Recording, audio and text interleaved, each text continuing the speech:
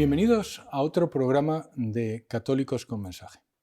Como ustedes saben, lo que intentamos aquí es presentar católicos, gente que vive su fe de una forma natural y que además son excelentes en lo que hacen. Y tengo que decir que hoy tengo conmigo a una de las personas que era mi héroe cuando yo era pequeño. Y ha sido magnífico poder encontrarme con él cuando ya soy mayor. Y es Alfonso del Corral. Alfonso del Corral, muchísimas gracias por estar con nosotros aquí.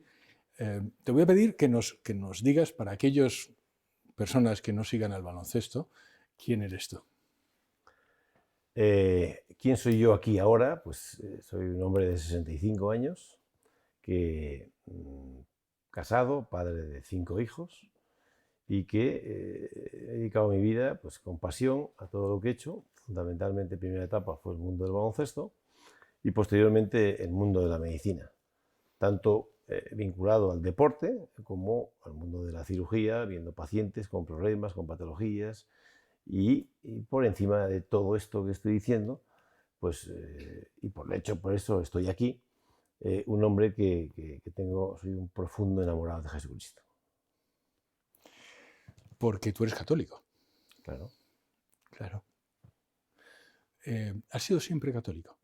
Siempre. ¿No has tenido altibajos? Eso sí, altibajos todos los que quieras y más, pero católico sí ha sido siempre. Yo recibí la tradición, por tradición recibí el catolicismo. Joven, mi padre era un hombre y mi madre eran dos personas maravillosas y que a todos los hijos los educaron en la fe y les dieron, lógicamente, los principios, la semilla, que de alguna forma pues, estaba ahí. Y la propia realidad de mi mundo, pues sí, yo era católico, pero de esa manera, ¿no? De alguna forma no era consciente de lo que era realmente, ¿no? Estaba ahí en el fondo de mi corazón, pero no lo vivía hasta que realmente tuve un momento crucial en el que realmente me tuve que replantear el sentido de mi existencia y el sentido de todo, y ahí es cuando realmente pues esa semilla que tenía plantada pues dio sus frutos, y a partir de ahí fue un camino, y sigo en ese camino, ¿no? ¿Cuál fue ese momento? El momento de mi gran encuentro con Jesucristo fue la muerte de un hijo mío de 6 años y medio por un accidente, y que se entronca en una historia que la he compartido durante ya 24 años, que esto es lo más interesante, yo pienso, el paso del tiempo, que el paso del tiempo atempera y pone las cosas en su sitio.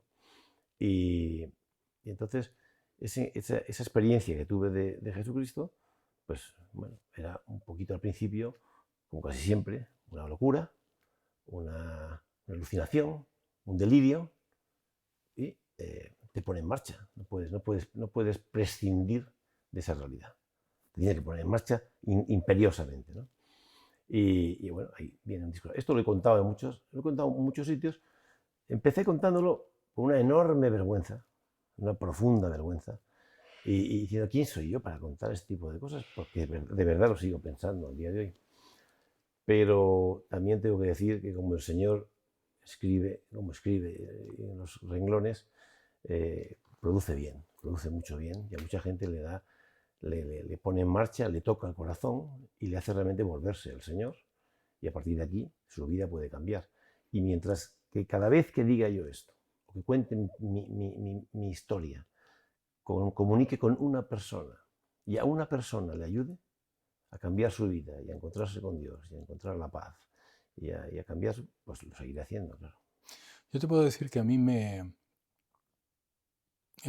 realmente no voy a decir me tocó, porque no es una, pero sí me parece increíblemente emotiva y, y muy testimonial en lo que te pasó con tu hijo Álvaro. Y hay algunas cosas de los que yo he oído, porque yo he oído varios de los testimonios, y eso es un poco también lo que queremos escuchar aquí, que sí me han llegado. Yo me acuerdo de una frase tuya, dice, yo seguía corriendo como Forrest Gump.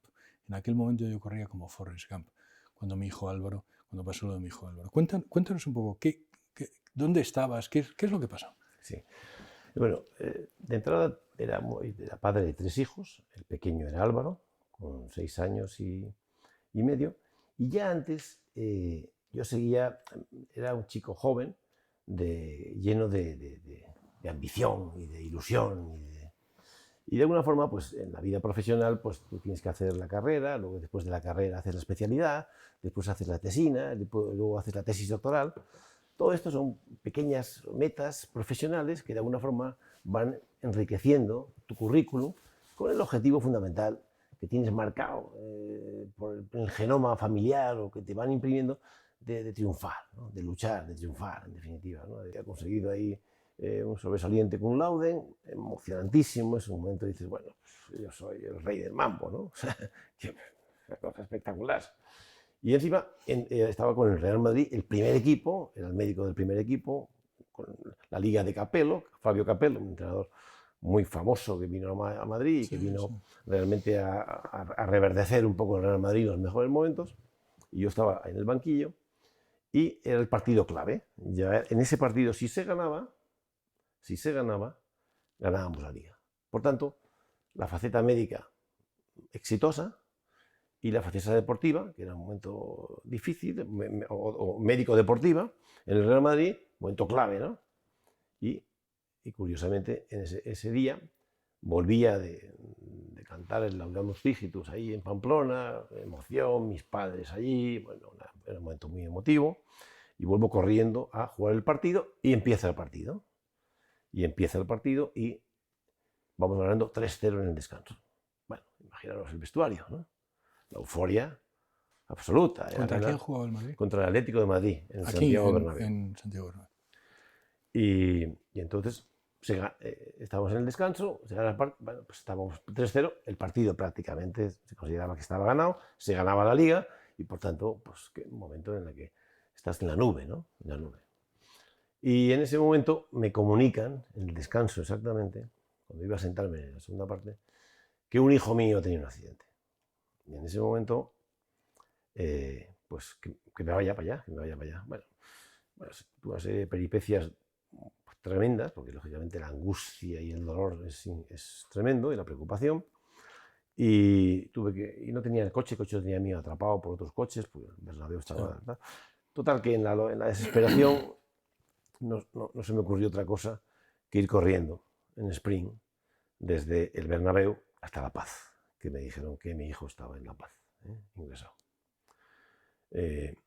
Bueno, eso es la Castellana. Sí, toda la Castellana ahí, pues, a través de los coches, yo corriendo como un loco hasta La Paz ahí para ver. Bueno, desgraciadamente mi hijo, 6 horas, 8 horas después de aquello, luchando entre la vida y la muerte en la UBI, pues murió. Murió, nos lo dijeron a las 2 de la madrugada aproximadamente, del día 15 de junio de 1997. Y bueno, ya estábamos en la antesala de la UBI, estábamos mi mujer y yo. Y bueno, pues cuando dijeron que había muerto, pues bueno, fuimos para casa y bueno, es un momento tremendo. Solo pueden comprender esto las personas que han perdido un hijo. Nadie más lo puede. Todo lo demás, no digo que lo demás no sea duro en la vida. Hay muchísimas cosas durísimas en la vida, ¿eh? Mucho dolor y mucho sufrimiento alrededor, por todos lados. Pero eso realmente es de las cosas más duras, o probablemente la más dura que puede suceder a un ser humano, que perder a su hijo. A cualquier edad, pues, lógicamente a los 6 años y medio es muy doloroso. Pero encima es que ese niño verdaderamente para nosotros era muy especial. Era un niño verdaderamente que tenía un carisma muy especial.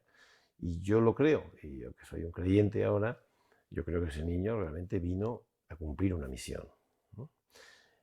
Esa cosa tremenda, ¿no? Que, digamos que ese niño me lo prestaron 6 años y medio y que vino a llevarnos al cielo, por supuesto, a su madre y a mí, y a todos sus hermanos y a mucha más gente. Esa es mi convicción, ¿no? Yo he oído de ti esa frase que además quizá la he repetido. Nos prestan a los hijos, no son nuestros. Totalmente. ¿Y qué pasó después?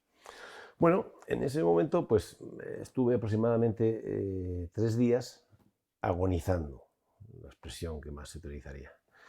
Tanto es así que no tenía capacidad ni de respirar. Y no lo digo como una frase, O sea, Oh, Dios mío. no podía respirar. O sea, la presión que tenía en el pecho era de tal magnitud que no podía ni respirar. Respiraba pequeñas bocanadillas. Y, bueno, y mi pobre mujer, yo siempre insisto mucho. ¿Cómo se llama tu mujer, perdón? Paloma. Paloma, bueno, deshecha, o sea, triturada. Entonces, y siempre insisto, si yo sentí ese dolor, esto es nada al lado del dolor de una madre. El dolor de una madre no se puede describir, es algo que es tremendo. Bueno, como digo, pasamos así 3 días y ahí comenzó, y a partir del tercer día comenzó el camino, mi encuentro con lo que yo entiendo que es el resucitado. Ahí tuve una experiencia que fue la noche del día 18 aproximadamente. Yo no dormía, por las noches no dormía, y eso durante años, no dormía, años y años sin dormir, durmiendo muy poco. Y entonces, pues, tuvimos una bronca, mi mujer y yo. Ten en cuenta, yo siempre digo datos de estos porque, claro, lo he contado muchas veces, 7 de cada 10 parejas que pierden un hijo se separan. O sea que, además de perder un hijo, el diablo tiene la habilidad de separar, de crear divisiones, críticas, reproches, porque tú, ese tipo de cosas, ¿no? Y luego, pues ese día tuve la primera, el Señor vino a mi rescate. Y empecé con una discusión con mi mujer, y al final de la discusión, cabreado, pues yo nunca abría la Biblia. No podía abrir la Biblia. Entonces, pues abrí la Biblia así, pum, y puse a leer una cosa. Y leo el texto de Mateo. Yo soy el camino, la verdad y la vida. Después de leer un rato más, pero para resumirlo, ¿no? Me fui caminando por la calle de Alcalá, por Madrid. Y ¿por qué me fui por la calle de Alcalá? Es que mis padres vivían en la calle de Alcalá. Entonces, pues de alguna forma, pues yo me fui por allí caminando. Y en la zona de Gran Vía Esquina Alcalá hay una iglesia. Y en la iglesia entré, estaba totalmente oscura. Y al fondo de todo, de pronto veo una lucecilla y veo al Santísimo. Me rezo y de pronto me giro, veo otra luz mirando la pared y otra vez el camino, en la frase del Señor. Yo soy el camino, la verdad y la vida. Pues, la misma frase. La misma frase, por segunda vez. El mismo día. El mismo día. Eso fue a última hora de la mañana. Lo cuenta Paloma. Fíjate qué cosa más rara, ¿no? Fíjate 2 veces me ha pasado esto. Pues, casualidad. Bueno, pues casualidad será, ¿no? Y luego, pues la tarde pasa tal, y por la noche, pues me acuesto. Me acosté, no dormía hasta las 2, 3 de la mañana, y a las 5, 5 y media de la mañana ya me levanté. No podía dormir. Me pongo a pasear y ya estaba, era el 18 de junio, los días larguísimos de luz, ¿no? Y ya empezaba un poco a clarear, empezaba un poco las primeras cosas a las 6, 5 y media, 6 de la mañana aproximadamente. Y entonces empiezo a pasear y entro en el cuarto del niño.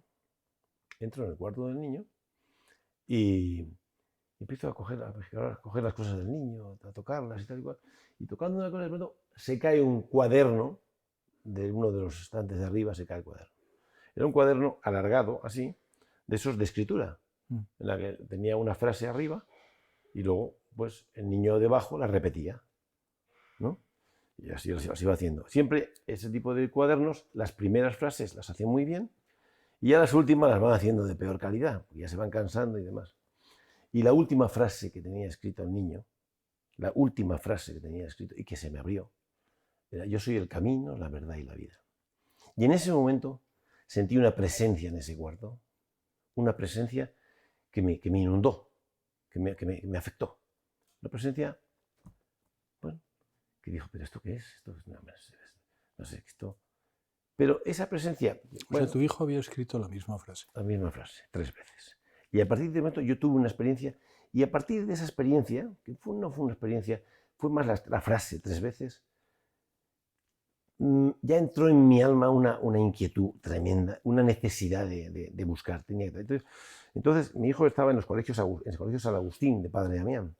Yo tenía un amigo de la familia, que era un sacerdote, el Padre Francisco, que era agustino, y entonces pues había un agustino que estaba a punto estaba con un cáncer, estaba allí, y me fui a hablar con él. Se llamaba el Baba León, era un hombre que en Zambia, bueno, en África había hecho unas misiones, unas cosas, Y entonces fui a hablar con él y tal, y a preguntarle y tal. Y bueno, y a partir de entonces yo le conté a Paloma un poco lo que había tenido, lo que había pasado, y empecé un poco a ponerme en marcha, ¿no? Bueno, a partir de esos momentos yo seguía el mismo que era antes, el mismo dolor, el mismo sufrimiento, todo igual, pero yo tenía la percepción que había algo, y ese algo lo tenía que encontrar. Entonces ahí comencé una especie como de carrera o de camino. Ese camino era un camino de búsqueda, ¿no? Y yo me leía todo lo que había en mis manos. Y además, como no dormía, pues tenía mucho tiempo. Y entonces, pues me acostaba leyendo y me acostaba a las 2 de la mañana, ya dormía un rato, pero a las 5 de la mañana me volvía a despertar y volvía a seguir leyendo. Entonces iba leyendo todo lo que me recomendaban, lo que me daban, lo que me dan, no sé qué. Y empecé a leerme, lógicamente, pues a los patriarcas, me empecé a leerme el Antiguo Testamento, me empecé a leer todo, me leí muchas biografías de santos, la historia de San Agustín completamente, porque como estaba con los agustinos me dejaron confesiones y me dejaron... Y Agustín me gustaba mucho. Era un gran pecador y eso me hacía sentirme yo muy reconfortado, que tendría alguna esperanza, ¿no? Y esa fue un poco la historia. Y ahí, y a partir de aquí ha habido muchas cosas. Y he devorado libros, he devorado gentes. Y eso sí que lo digo siempre. Yo me he leído a Lutero, me he leído a Calvino, me he leído el Corán.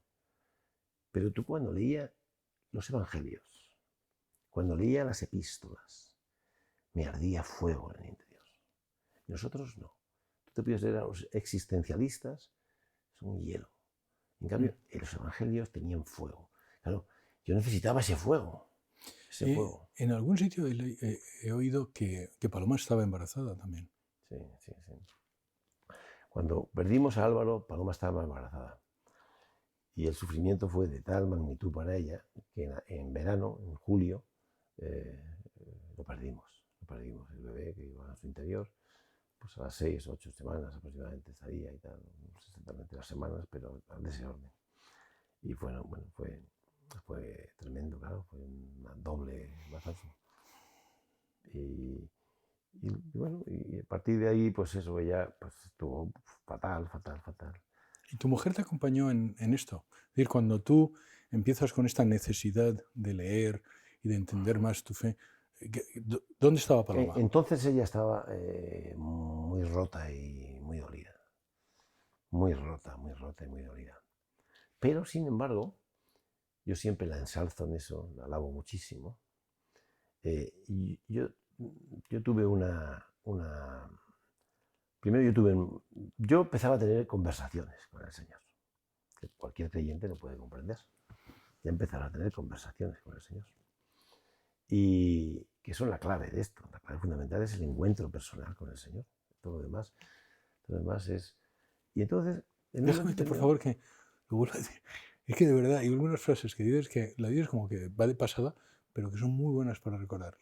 La clave, lo importante es el encuentro personal con el Señor. Totalmente. Es que lo demás es paja. Lo demás es... paja. Yo tengo muchísimos amigos sacerdotes. Y algunos, no amigos, pero conocidos obispos. Y demás. Y algunos son estupendos. Pero, yo les digo, mira, santos, el Señor y su madre. Los demás, nada, somos de paja, de barro malo.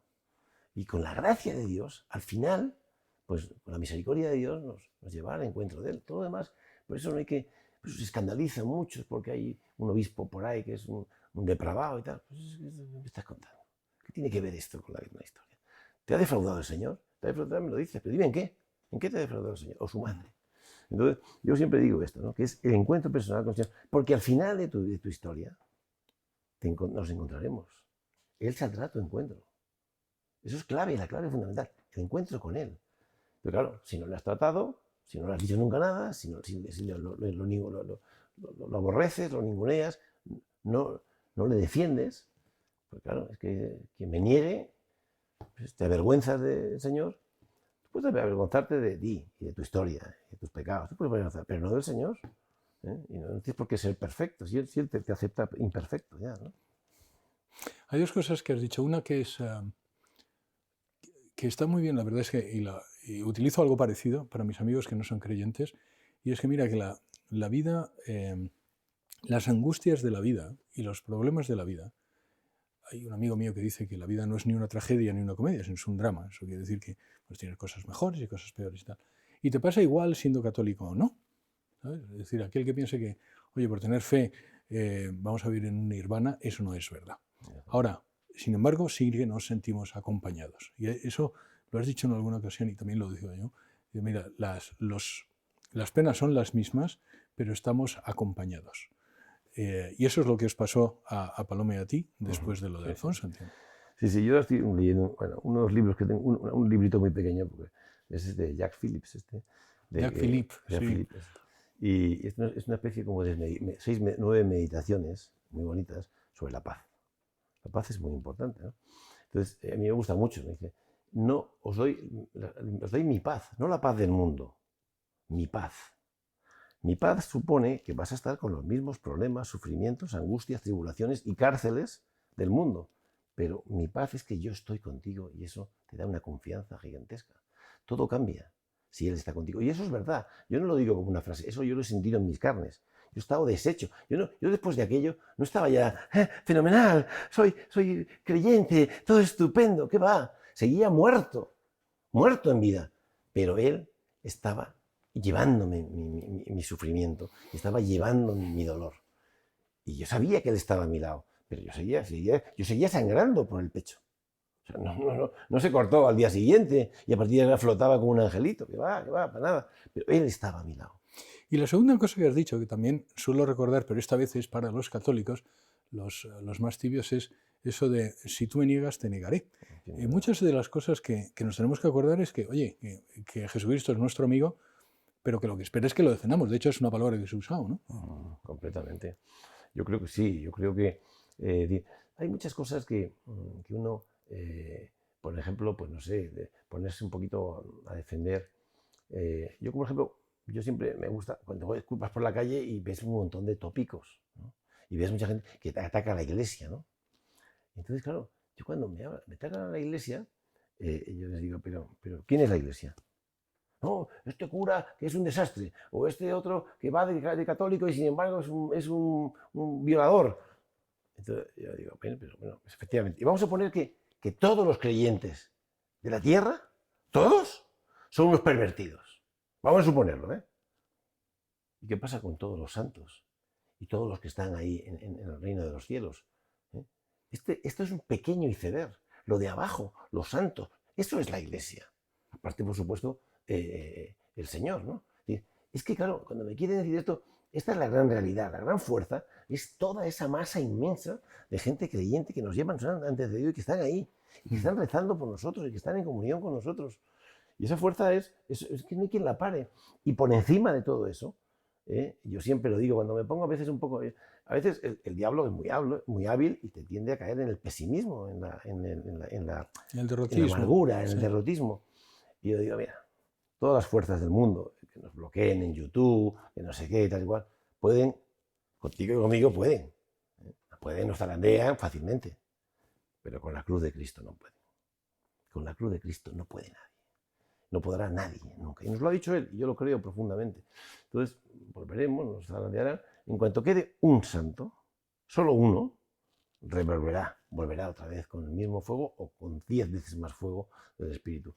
Y bueno, pues eso es un poco la realidad. Ahora, que haya hombres y mujeres imperfectos. De todas formas, viene ya nos lo dijo el cardenal Ratzinger, el Benedicto XVI, que venía un siglo durísimo para los católicos. Sí. Durísimo. O sea, que hay que ser cristiano y católico, que yo entiendo que un buen cristiano al final tiene que encontrarse, católicos, ortodoxos y tal, tenemos que encontrarnos inexorablemente, porque el que tiene fuego de amor por Cristo es imposible que no ame como con locura a todos los demás cristianos, y a los no cristianos también, por supuesto, ¿no?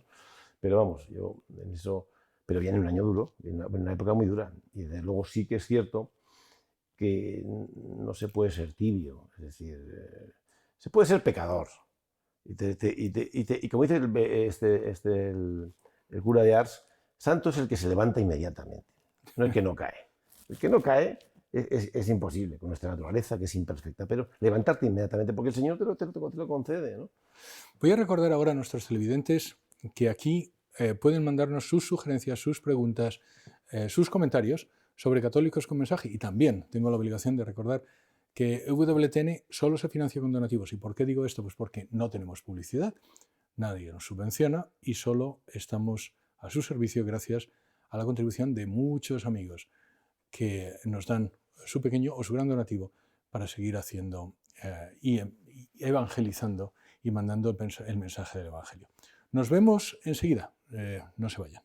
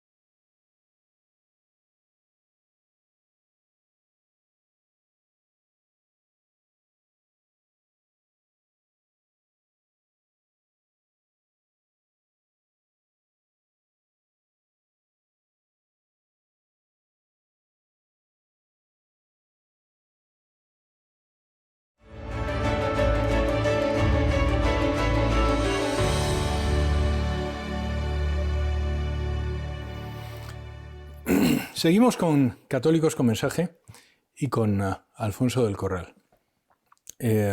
Estábamos hablando de tu mujer Paloma y lo que pasó después de cuando perdiste a tu hijo, a tus dos hijos. Pero me has dicho que después ella se abrió la vida. Sí, para mí es lo que me sobrecoge, la admiro profundamente y yo creo que es copartícipe de este camino, fue un poco ese paso que el sí que dio ella, el fiat que dio ella, ¿no? Que fue realmente, yo dije, yo he tenido una experiencia, un sueño con Dios y un pensamiento con Dios, y es el sentido que Dios me decía, apuesta por la vida, que la vida te llegará. Y eso lo dije a ella. Ella se quedó así, dice, hay que luchar, hay que intentar, pues si te puedo tener hijos. Tanto fue así que habían pasado 2 meses de la muerte de Álvaro, hemos perdido esto, tuvo un tiempo, aproximadamente un mes de estar un poquito, lógicamente, sin relaciones y demás, y a los 3 meses y medio se quedó embarazada. Se quedó embarazada y bueno, pues qué alegría, una alegría inmensa, o sea, algo realmente, o sea, el embarazo a ella extraordinario en medio de su enorme tristeza, pero la posibilidad de que la vida siguiera y que un bebé llegara a nuestras vidas, pues nos puso en marcha, nos fue cambiando, nos fue llevando un poquito. Y sorprendentemente, a los 6 semanas, 8 semanas, ella era muy reglada para todo, ¿no? O sea, ella cuando estaba embarazada, sabía que estaba embarazada. Porque le mirabas, vomitando por todos lados, o le olían los pechos, o sea, estaba embarazada, o sea, era evidente que estaba embarazada. Y entonces, pues seguí, estaba embarazada, pues estás embarazada, qué bien. Y de pronto, oye, pues que no vomitas, que no tienes nada. No sé. No, y además no me duelen los pechos. Bueno, pues nada, no te preocupes, hombre, pues será que este embarazo sea un embarazo más tranquilo, Dios quiere. Y al cabo de un día empieza a manchar. Empieza a manchar y nos agobiamos, nos preocupamos y nos vamos al ginecólogo. Y el ginecólogo le hace la ecografía y empieza a mirar y tal, y empieza a hacer gestos un poco, vaya, bueno, vamos a ver, no sé, ¿qué ha pasado? ¿Qué tal? Bueno, pues no sé, está ahí, pero vaya, esto está bien. Bueno, está bien, pero está manchando y no sé, bueno, hay que esperar, no está claro, ¿eh? No, sigue ahí, sigue vivo, pero no está claro y tal. Bueno, mi mujer destrozada, o sea, destrozada otra vez, otro mazazo, y yo me tuve que ir, porque desgraciadamente la vida sigue, tienes que seguir luchando y trabajando, que es nuestra obligación para mantener a la familia, y tenía un partido del Real Madrid, yo era el jefe de los servicios médicos del Real Madrid, y un partido del Real Madrid amistoso en Oviedo, ¿no? En el Sporting de Gijón, pero era en Oviedo seguro, y además entonces llegamos para allá y estamos en el Hotel Reconquista, ¿no? Y en un momento determinado, pues, no sé, como y estaba yo sin ganas, sin cuerpo, tal y cual, y como cogí las cosas rápidamente, pues llegué allí y me quité todo, no tenía nada, y me fui a la cama y me rompí. Me rompí y empecé a clamar al Señor. ¿Pero qué más quieres de mí? ¿Hasta cuándo vas a tenerme? ¿Pero qué más quieres de mí? No puedo más. Y empecé a llorar ahí, y en ese momento, ¡paf!, se abre la ventana, entra una bocanada de aire, me quedo yo así y escucho una voz en mi interior que me dice, estate tranquilo, todo está bien. Tanto es así, cierro la ventana, me acuesto y me quedo frito. Me quedo frito. Duermo como un niño, me levanto, me voy al partido, no tenía, y me prestan un móvil porque no había llevado ni móvil, no sé qué, y llamo a mi mujer. ¿Qué tal, Palomita? ¿Cómo estás? No sé qué, para arriba, para abajo. Y me dice, Chiquitín, a mí me llama Chiquitín, cuando se pone así cariñoso, me llama Chiquitín. Chiquitín, que me duelen los pechos a rabiar, que no paro de vomitar y se me ha cortado la hemorragia completamente. Y le pregunté, ¿y a qué hora ha sido esto? Dice, a las 4 menos cuarto. El mismo momento que me lo dijo. Esto es verdad. Y me corten las piernas. Es auténticamente verdad. Entonces, claro, le dije, estate tranquilo, que esa niña va a llegar a término. Esa es Marta. Esa es Ana. Esa es Ana. Es la mayor. Esto es auténtico, vamos, no hay cosas de la vida que podrán decir que es una locura, una necedad, pero yo lo digo y lo tengo que decir. Lo seguiré diciendo hasta el día que antes de que me muera. Es fantástico porque yo creo que todos los seres humanos tenemos evidencia de ese tipo, de la existencia de Dios y que Jesucristo actúa en nuestras almas. No lo creo, lo sé. Pero por algún extraño motivo, muchos, yo incluido en ocasiones, lo he hecho durante mucho tiempo en mi vida, lo tapamos, ¿sabes? Y decimos, esto es una casualidad, no, realmente me equivoqué, no, eran las 4, no lo sé, no sé si es un sueño. Y nos creamos unas excusas para no ver cómo Dios actúa en nuestras vidas. Hay otro ejemplo que además me llama mucho la atención porque ellas están rezando por el proyecto de WTN. Y me estoy refiriendo a las Jesu Comunia. Y entonces hay un ejemplo en esta historia, digo, no me lo podía creer cuando tú dices, no, yo iba a las Clarisas de Lerma y tal. Y entonces, cuéntanoslo. Sí, es otra historia también. Esta es la gran historia. Esta no es una historia, esta es la gran historia. Un día iba con dos amigos camino de mi pueblo, de Cantabria, que es mi sitio, es mi Monte Tabor, es una maravilla para mí, descanso, disfruto mucho. Y entonces comenta la amiga nuestra que una hija de unos amigos, que era una chica psicóloga, que tenía su novio y tal, y que pues, en un momento determinado estaba como muy desnortada, como muy perdida, y entonces su madre le dice que se vaya a las Clarisas, que tenga un tiempo de reflexión ahí y demás. Y la sorpresa es que la chica se enamora ahí de Jesucristo y dice que no, que de ahí no sale. que se queda de monja. Y había pasado pues un par de meses, era postulante o no sé. Entonces vamos a verla. Contemplativa, entiendo. Sí, las clarisas del Hermas, sí, son contemplativas, no sé si son... Pero vamos, hacen muchas cosas, hacen muchos pasteles. La madre Angélica era de las clarisas, la fundadora de WTN. Ah, sí. Y entonces, pues, bueno, lo cierto es que, bueno, la vamos a ver y la chavala viene con el pelo, no estaba tapada, nada. Una maravilla. Un ángel, la criatura era un ángel. Y irradiaba felicidad. Entonces te explicabas por qué había estado ahí. Pues eso, tuve una experiencia del Señor y que el Señor le dijo, ven a mí, entonces yo tengo que estar con Él. Y una conversión ahí profunda de experiencia que tuvo ella allí, ¿no?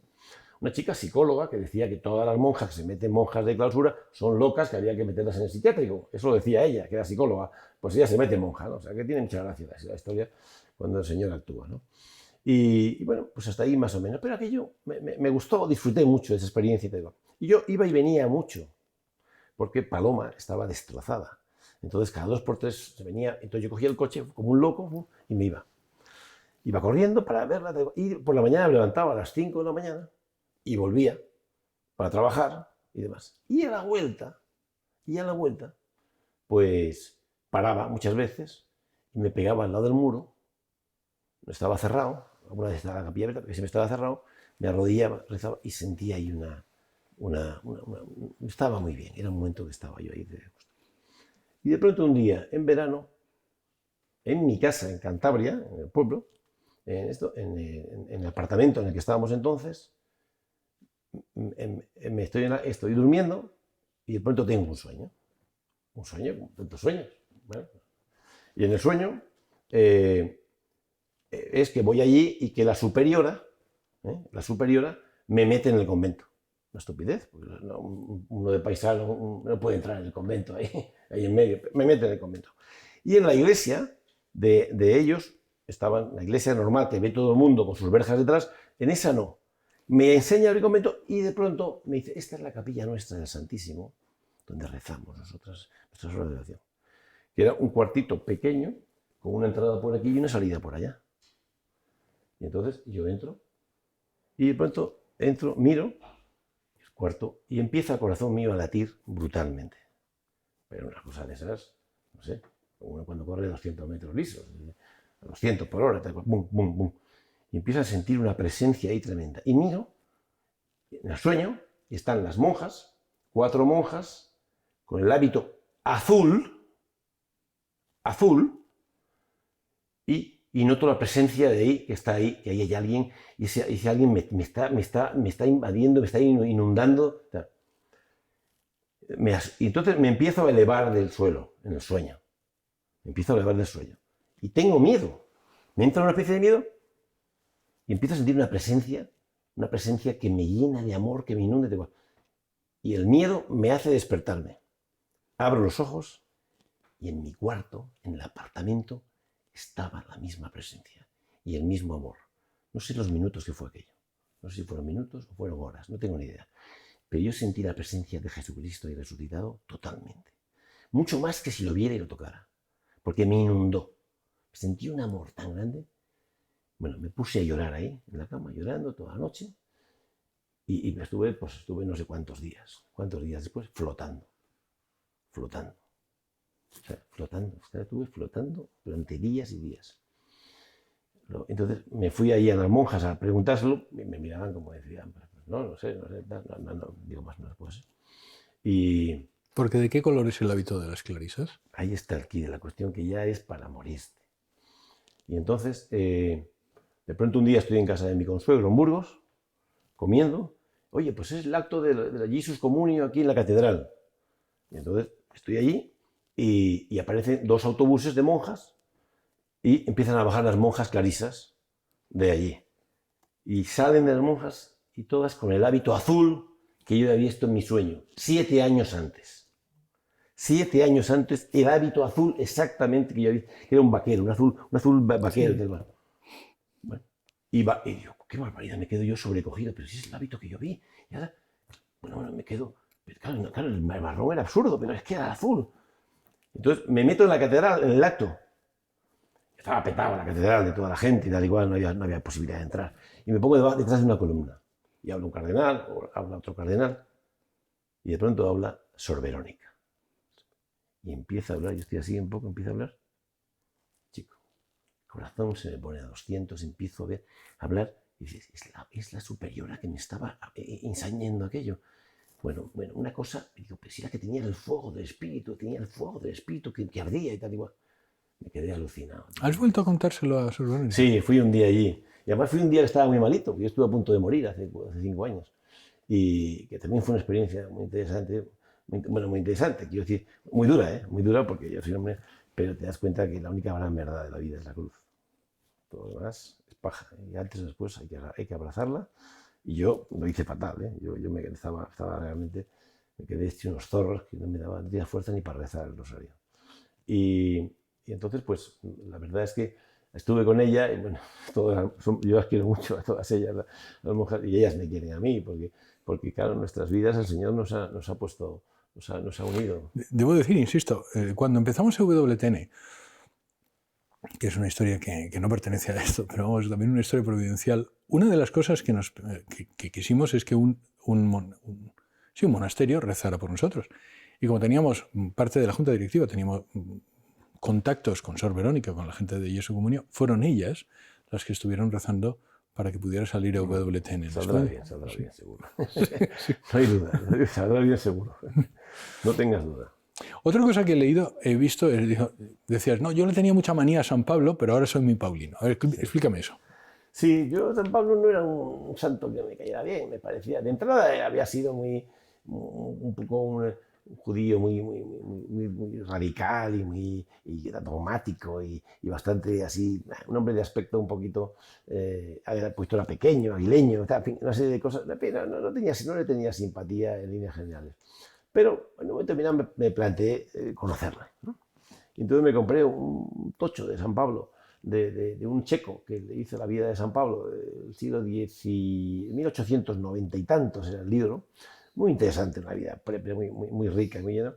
Y entonces, por unas circunstancias de la vida, porque los caminos del Señor son siempre acertados, pues me tuve que quedar 2 meses entero con un hijo mío, que estaba un poco preparando unos estudios potentes, tuve que estar ahí. Y entonces él estudiaba a tope y yo me estudié a San Pablo. Me puse a leerme a San Pablo y empalmaba el libro de San Pablo con las epístolas, intentando coincidir dónde hizo cada epístola y por qué.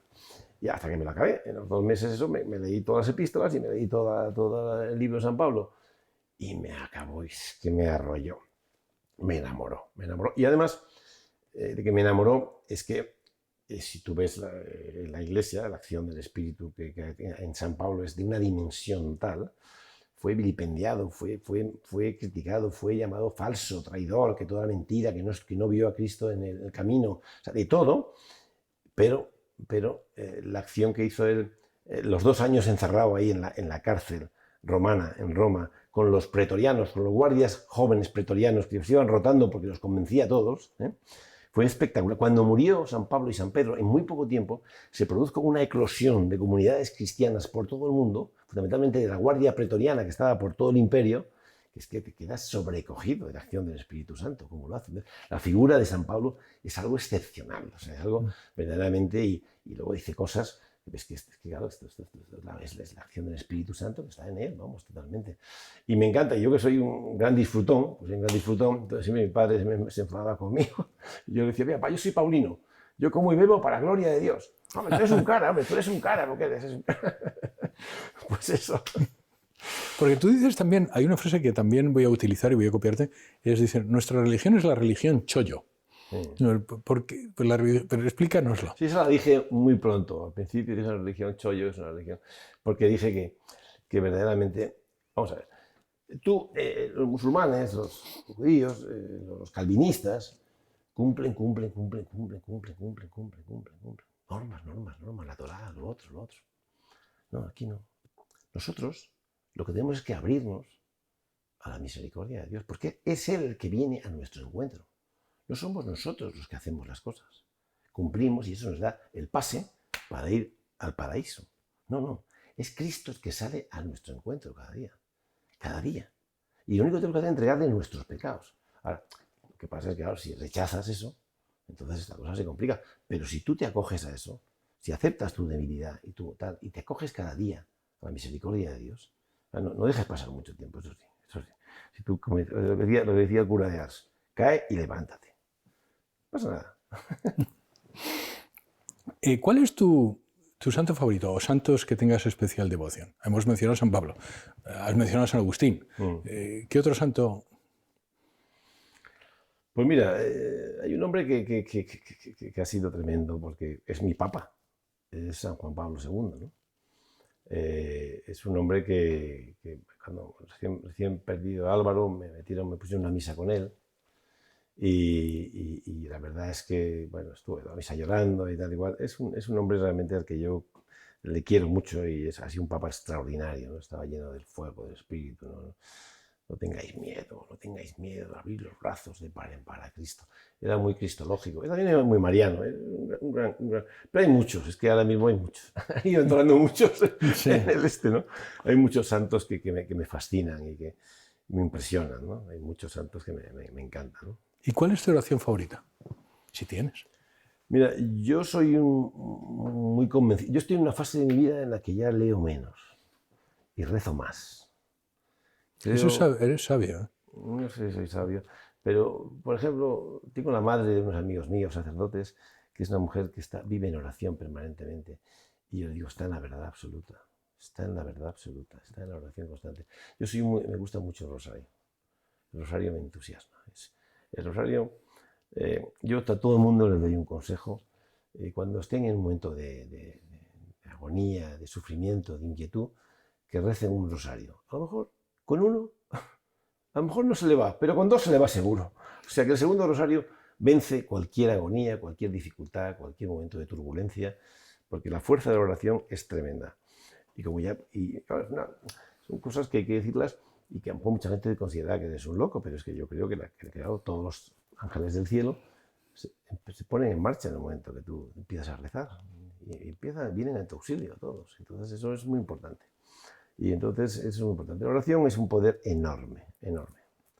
Hay que rezar y ese es el gran centro del nuevo cristiano del siglo XX. Tienes 5 hijos. ¿Son creyentes? Sí. ¿Cómo haces para que eso pase? Rezar. Mira, estos tópicos de que yo soy así, mis hijos van a salir perfectos y ideales de la muerte, mentira. Tú lo único que puedes hacer es intentar ser auténtico. Intentarlo, que no lo somos, ninguno. Y a partir de aquí, rezar mucho y qué tal. Y luego, esto ya hablaba yo con un amigo mío, que es un tío estupendo, y hablamos, ¿qué hacer para esto? Digo, yo creo que hay 3 cosas fundamentales. La primera, la oración. La segunda, intentar tú reflejar el rostro de Cristo, que no es fácil, pero intentarlo cada día, con tus obras, con tus actos. Y muchas veces, y la última, y a veces es necesario que la semilla caiga y muera y que dé fruto. A lo mejor tenemos que morir para que realmente el fuego del Espíritu les inunde completamente. Pero es seguro que serán todos santos porque el Señor no falla. Ten en cuenta que el Señor entra en una casa y entra la gracia en esa casa. Es un misterio grande. Coge a Zaqueo, que era un pirata, va a su casa y dice, devuelve, y la gracia entró en toda la casa. Y el centurión y el otro. Es un misterio. ¿Por qué? La única solución es la acción del Espíritu Santo, la comunión de los santos, la oración, se va inundando. Hay veces, claro, nuestros tiempos no son los tiempos del Señor, ¿sabes? Entonces hay que esperar a que a lo mejor muramos para que el fuego del Espíritu nos inunde completamente. Pero vamos, todos los padres queremos más, queremos que sean más católicos, que sean más fervorosos, pero bueno, yo creo que... ¿Y por qué queremos más? Porque ser católico nos hace feliz. ¿Te hace feliz ser católico? No se puede no ser católico. O sea, se puede no ser católico. Pero quiero decir, para esta vida actual, si no tienes a Dios en tu vida, es terrible. Es una agonía esto. Si no tienes a Dios en tu vida, es una agonía. ¿Y qué nos espera? Así que es una cosa. Y además hay una cosa que está muy clara. Esto, como decía, esto dice el Señor. Hay una frase del Señor que me gusta mucho. Vengo pronto. El Señor es un mentiroso. Dijo, vengo pronto. Han pasado ya 2000 años y no he vuelto, ¿no? No. Es verdad lo que dijo. Vengo pronto es que cada uno de nosotros nos vemos inmediatamente con Él. La vida es cortísima. Y el vengo pronto es con cada uno de nosotros. Para Dios no hay tiempo, ¿no? Esto va muy rápido y hay que estar muy cerca del Señor. Yo siempre les pido lo mismo a mis hijos. No me importa que cometan errores, no me importa que cometan fallos, pero no te separes de Jesús.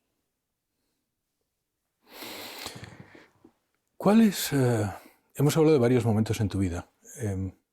¿Hay algún otro momento que te haya sido especial? Que recuerdes diciendo, esto es un momento crítico en mi vida. Yo rezaba mucho por mi matrimonio, por mis hijos, por todo, y tal y cual, con una idea, con una hoja de ruta mía. Pobre idiota. La hoja de ruta la lleva él. Y yo creía que si pasaba algo, pues yo me podría volcar, no sé qué, pero es que al final, no, al que te va a pasar es a ti. Y entonces yo cogí una infección y casi me muero. Eso es de hace 5 años, me has 5 dicho. años, sí. ¿Qué pasó? Pues una infección que cogí, una infección y que me entró muy fuerte y tal, y que me estuvo un mes entero ingresado al hospital, perdí 20 kilos y me dándome 4 antibióticos intravenosos, me dejaron, bueno, como si me dieran quimioterapia masiva, ¿no? O sea, me dejaron completamente arrasado, ¿no? Curé la infección, pero salí del hospital que creía que tenía 95 años. Y estuve así 1 año y pico, 2, hasta que me pude recuperar poco a poco. Y fue una experiencia muy buena porque las frases las tenemos todos, ¿no? Es decir, yo a mi pobre padre un día me atreví a decirle, en mi pasión, le decía, pero ¿qué hay más grande que alabar a Dios? Lo demás es paja, 96 años. ¿Qué hay más grande? Ser ingeniero, ser abogado del Estado, ser cirujano, ser multimillonario. Pero eso es paja al lado de poder alabar a Dios. Eso lo puedes hacer en el lecho de la cama. Pues yo en el lecho de la cama enfermo, la cabeza mareada, vomitando todo el rato, tardaba 5 horas en rezar un rosario. Me olvidaba, me caía, pum, volvía y tal. Te quedas alucinado. O sea, somos muy poca cosa, somos de barro malo. Y en cuanto nos tocan un poco, flaqueamos. ¿Y cuando volviste? ¿Qué cambió? O sea, ¿volviste, saliste de allí? Bueno, no cambió así nada. De alguna forma, tú sabes que una frase que yo te he dicho mucho, y te comentabas lo de que yo antes de mi conversión era como Forrest Gump, ¿no? Corriendo siempre, buscando objetivos, metas. Luego cuando pasa el tiempo, no llegas a tanto, pero también sigues teniendo miles de preocupaciones, por lo menos yo, ¿no? Yo uno de mis pecados, de los mayores que tengo, es que sigo queriendo llevar mi historia, en vez de confiar en Dios que lleva mi historia. Yo quiero arreglar todo, quiero arreglar las cosas de mis hijos, quiero estar esa especie de afán. Entonces, de alguna forma, pues después de eso te das cuenta de que, pues no, de que somos lo que podemos intentar las cosas lo mejor que podemos y luego hay que confiar.